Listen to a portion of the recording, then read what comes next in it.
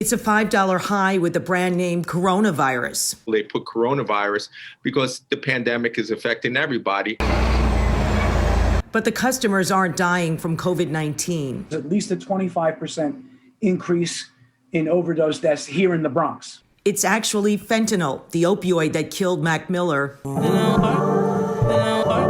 that's being packaged in Bronx drug mills and bought in pure form to numb emotional and physical pain. The Bronx was hit hard by the COVID epidemic.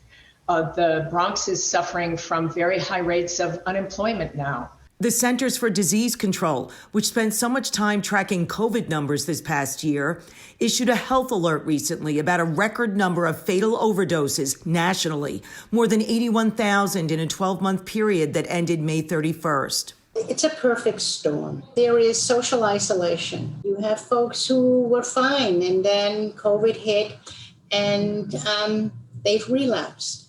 This isn't the first time in Bronx history that fentanyl has been so deadly on these streets.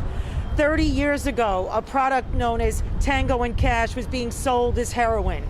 A dozen people died in a single weekend, and 100 others survived their overdoses. It turns out that that product was laced with fentanyl. That was one time, but it came and went. It didn't grab a hold as far as a market takes place. But fentanyl came back with a vengeance, often sent through the mail now. And while it once received more attention for killing middle-class white teens on Staten Island, That was now 10 years ago, and the problem has really morphed. fentanyl powder is often being pressed into fake Xanax pills and oxycodone in places like Bronx boiler rooms. And there is a new trend now that the DEA and CDC are really alarmed about.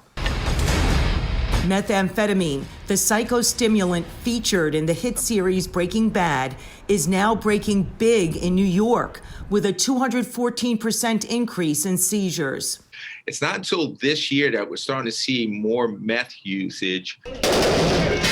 Another troubling trend sent here from Mexico as the DEA warns meth and fentanyl are the killers in our midst, right behind COVID-19. I'm Mary Murphy, Pix 11 News.